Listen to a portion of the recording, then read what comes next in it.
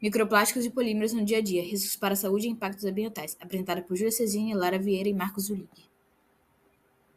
Os microplásticos são pequenas partículas de plásticos com menos de 5 milímetros. Atualmente, é uma das principais poluentes dos oceanos e do meio ambiente. Essas partículas podem levar milhares ou até milhões de anos para se decompor. Se dividem em duas categorias, primária e secundária, sendo primária plásticos que são criados para serem micros, por exemplo, o glitter, e a secundária que são plásticos, microplásticos derivados de macroplásticos, por exemplo, sacola que foram se decompondo e não se degradaram completamente e sobraram alguns resquícios. Em 2022 foi detectado pela primeira vez a presença de microplásticos no sangue humano. Objetivo: levar à população o conhecimento sobre os microplásticos e seus malefícios ao ambiente e ao ser humano consecutivamente. As ODS utilizadas foram vida na água e vida terrestre. A coleta foi realizada na Curva da Jurema, em aproximadamente 1 quilômetro de faixa de areia.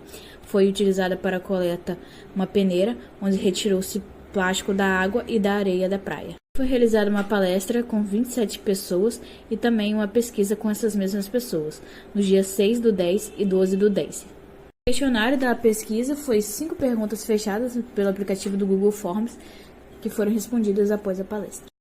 A seguir, podemos ver na figura 1 a quantidade de plástico que foi recolhido com a peneira na água do mar. Na figura 2, os alunos olhando plástico na areia. Figura 3, um pombo ingerindo microplásticos. E na figura 4, os microplásticos trazidos pela maré. É possível observar entre a figura 5 e 8 que foram coletados plásticos de tamanhos variados.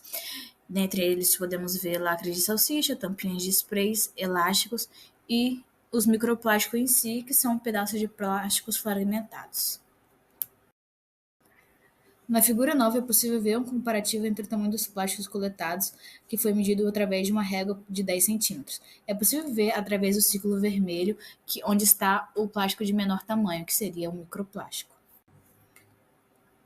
Na figura 10 também é possível fazer um comparativo entre um microplástico coletado e um fio de cabelo para ver a espessura do mesmo.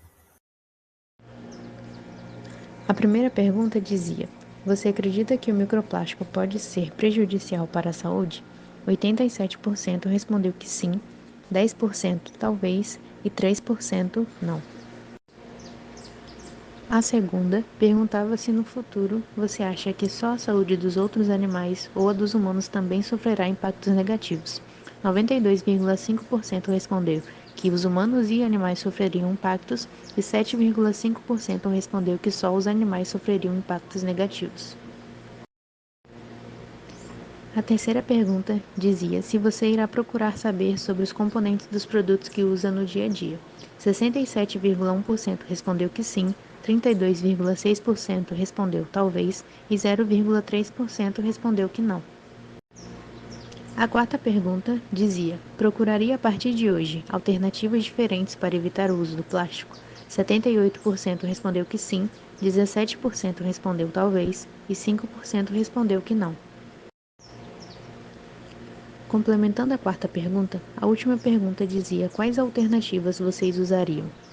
87% respondeu plástico biodegradável, 8% caixa de papelão e 5% respondeu ecobag.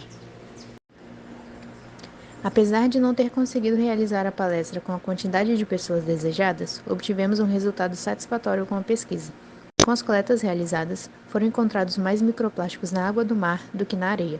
Apesar de conseguirmos levar à população conhecimento sobre microplásticos, se faz cada vez mais necessária a ação de educação ambiental com as pessoas, visto que esse é um problema que acarretará problemas para as futuras gerações, animais e o meio ambiente.